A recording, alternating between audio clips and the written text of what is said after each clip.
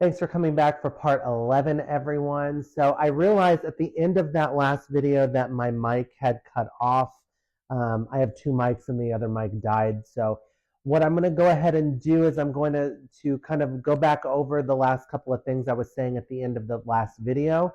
I was just kind of showing some pictures from January 6th, 2021 to kind of just remind everyone the events that took place that day, and the fact that based on everything that happened that day and the fact that Donald Trump waited so long to ask these people to go back home is enough of a reason to keep him out of the White House forever. He needs to be as far away as possible from the Oval Office.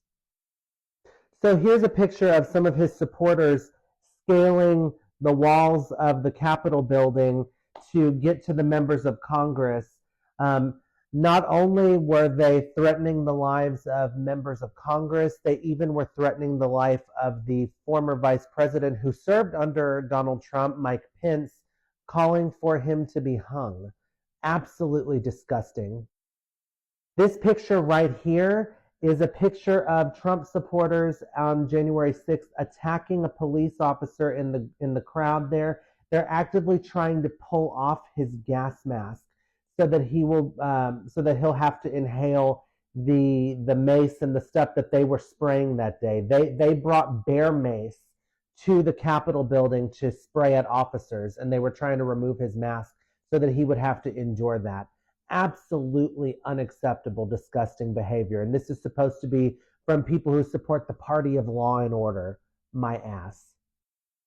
Here's another officer who was trying to keep the protesters, the rioters, they're not even protesters, the rioters from breaching the Capitol.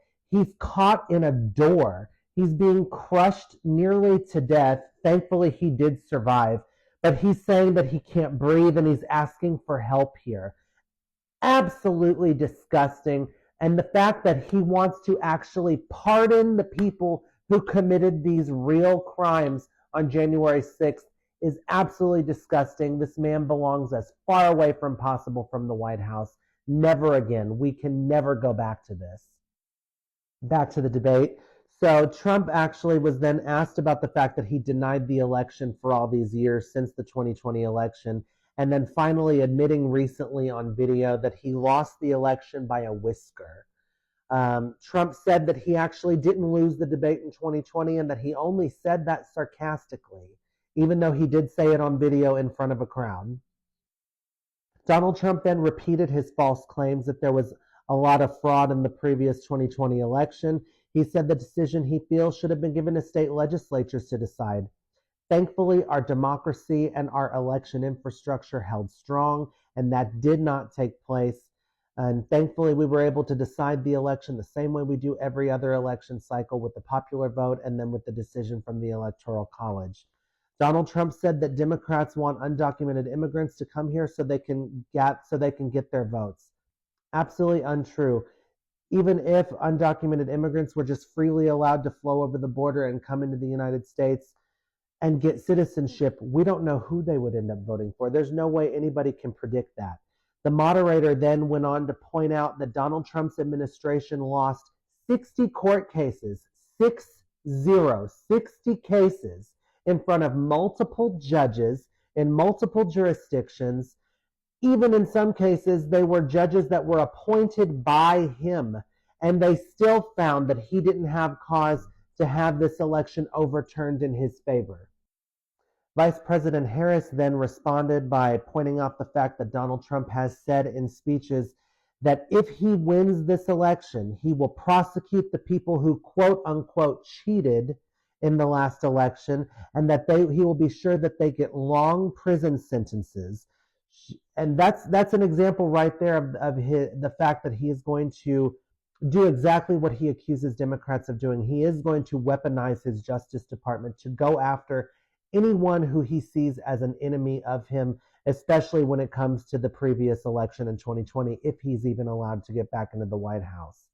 Vice President Harris then implied that this was actually Donald Trump trying to suppress the election turnout in her favor this time around. She pointed out the fact that he lost the 2020 election quite handedly to President Biden. She stated that he was actually fired by 81,000 people who voted against him in the last election, and that he was thankfully unable to upend the will of the American people. Thank God. She then pointed out the fact that world leaders around the world laugh at Donald Trump, and that our military leaders have said that he is a disgrace. I mean, he and even Ivanka Trump, when there's a video that circulated, it was a viral video that was of Ivanka Trump at the United Nations, I believe, where she was trying to chime in on a conversation with world leaders from a lot of the UN countries. And you should definitely go and watch it. None of them had wanted anything to do with what she had to say. I mean, she's not an authority on anything except maybe fashion. Donald Trump then responded by saying the Prime Minister of Hungary, Viktor Orban, says that the world needs President Trump to be president again. He said that Trump is the most feared and respected person among world leaders. Yeah, right. And you're quoting somebody, Viktor Orban, who is a dictator in his country. Are you kidding me, dude? Anyway, I'm going to go ahead and end part 11 here. Stay tuned for part 12. Thank you for watching if you watched all the way through. If you liked the video, go ahead and hit the heart. And please follow me if you want to see more. Thank you so much. Have a great day, everyone.